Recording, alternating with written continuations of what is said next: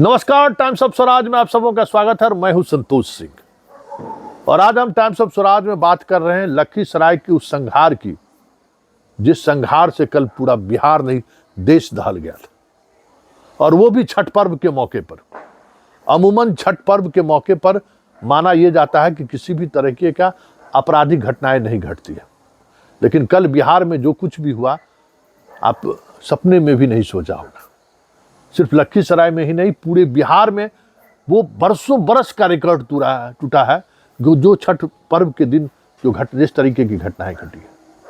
लेकिन लखीसराय की घटना वाकई में अपने आप में कह सकते कि दिल दहलाने वाली घटना थी कि एक परिवार के 6 लोगों पर इस तरीके से अंधाधुंध गोलियां चलना, 3 की मौत।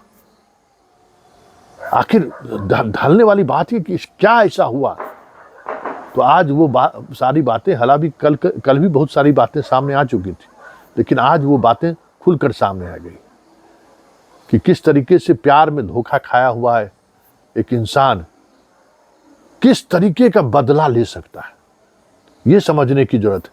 और आज की पीढ़ी जिस तरीके से मोबाइल, जरूरतें आदमी को मजबूर कर रहा है या फिर उसका असर पड़ रहा है रिश्तों के बीच, ऐसे में ये घटनाएं अब आम होने लगी है। हर दिन बिहार में कहीं न कहीं से या पूरे देश में इस तरीके की घटनाएं घट रही है। दुर्गा जो अपने पड़ोस के सामने में लड़के से प्यार करते हैं, शादी भी कर लेती है, और दुर्गा को पढ़ाने के लिए वो शख्स अपने हिस्से का जमीन तक बेच देता है। पटना में उसको पढ़ाई कराता है और पढ़ाई करने के बाद एक कॉरपोरेट कंपनी में उसको नौकरी मिलती है, और नौकरी मिलने के बाद अपने पति से उनका रिश्ता बिगड़ना शुरू होता है, जिससे लव मैरिज हुआ था। और रिश्ता इस तरीके से बिगड़ा कि वहाँ, और बिगड़ने की वजह रही कि वहाँ एक दूसरे लड़कों से उनका रिश्ता हो गया। जिस तरीके से जिंदगी में भागम भाग और आधुनिकता का प्रवेश हुआ है, मोबाइल, नेट, दुनिया जो है सो मुट्ठी में आ गई। और यही जो दुनिया मुट्ठी में आ गई है, वो हमारे आपके अंदर एक अलग तरीके का हलचल पैदा कर दिया है, और वो हलचल रिश्तों को लेकर है। पहले रिश्तों के डोर में जितनी गहराई हुआ करता था, वो रिश्ता की डोर में अब वो गहराई नहीं रही, क्योंकि अब कई तरह के, स्वाभाविक तौर पे घर से आप बाहर निकलते हैं तो बहुत सारी चीज़ों की ज़रूरतें आपके जीवन में महसूस होती है, और उस खास करके लड़कियों के साथ सबसे ज़्यादा प्रॉब्लम यही है। और उस ज़रूरतों को लेकर अलग अलग स्टेप पर आपके लड़के खड़े मिलते हैं, और उसमें स्वाभाविक तौर पे पुराने रिश्ते नए रिश्तों के सामने में कमज़ोर पड़ने लगता है।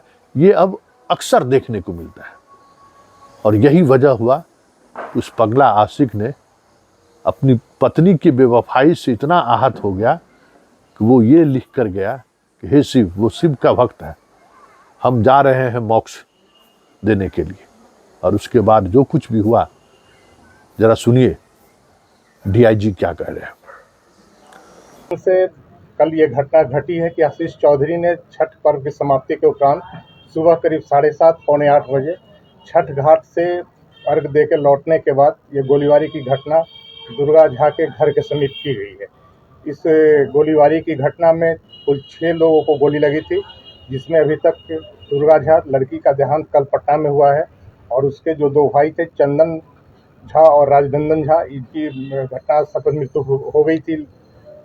कुल 3 लोग अभी तक इसमें मृत हो गए हैं। बाकी जो 3 लोग हैं, दुर्गा झा लड़की के पिता शशिभूषण झा और उसकी भाभी लवली झा, जो कि राजनंदन झा उसके मृत भाई की पत्नी है, और उसकी एक और बहन प्रीति झा, ये अभी जख्मी का इलाज पटना में चल रहा है। पूरे घटनाक्रम के पीछे का जो बैकग्राउंड है वो ये है कि इन दोनों के बीच, आशीष चौधरी और दुर्गा झा के बीच काफ़ी पहले से प्रेम संबंध था, और इन लोगों ने शादी भी कर ली थी।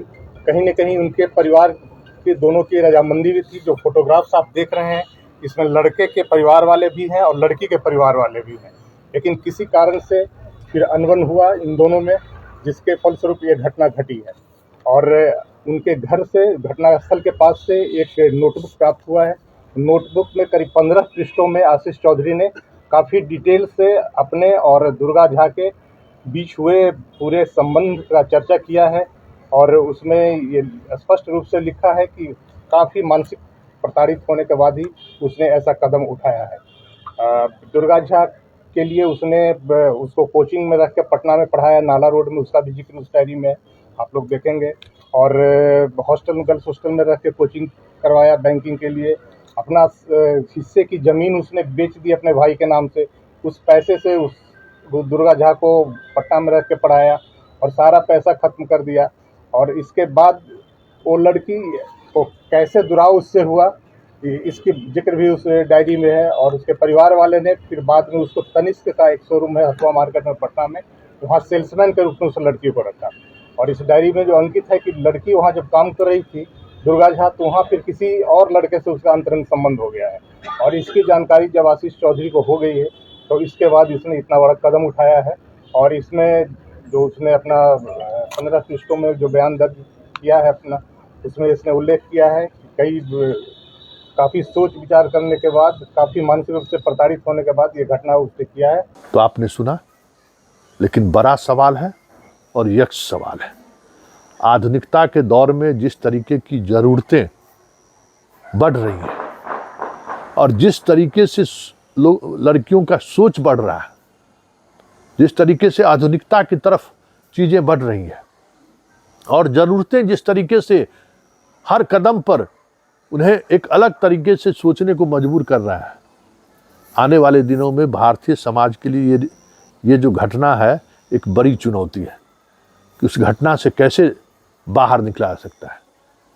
क्योंकि विदेशों में है कि जब तक रिश्ता है तो रिश्ता है, फिर रिश्ता में कठोरता आई तो फिर हम जुदा जुदा, आप जुदा जुदा। लेकिन भारत में अभी भी जुदा जुदा को लेकर बहुत सारी चीज़ें ऐसी हैं जो संभव नहीं है। और फिर इस तरीके के रिश्ते अब सामान्य बात होती जा रही है। तो ये घटना बिहार ही नहीं, पूरे देश के उस हमारे सामाजिक मॉडल के लिए चुनौती है कि इसको हम किस तरीके से हैंडल करते हैं। क्योंकि आने वाले समस्या में इस तरह की बातें और बढ़ेंगी, और अगर बढ़ी तो फिर बहुत मुश्किल होगा। भारतीय समाज जो अपने आप को कहता है कि हम बहुत ही प्रोग्रेसिव समाज है, हमारा समाज को लेकर ये नज़रिया रहा है, हम जिंदगी एक पत्नी के साथ गुजार देते हैं, जिंदगी एक जिससे मोहब्बत किए हम पूरी ज़िंदगी उससे गुजारने की बात सोचते हैं। ये सब जो हाइपोथेटिकल बातें रही हैं उसका सच अब सामने आना शुरू हो गया है। और इस सच से मुख मोड़ने के बजाय हमें लगता है कि इस सच से नज़र मिलाकर बात करने की ज़रूरत है। नज़र से नज़र मिलाकर इस तरह की आने वाली समस्याओं का क्या समाधान हो सकता है, इस पर सोचने की ज़रूरत है। नहीं तो फिर बहुत मुश्किल है आप भारतीय समाज को ज़्यादा दिनों तक इस स्ट्रेस में खींच पाए।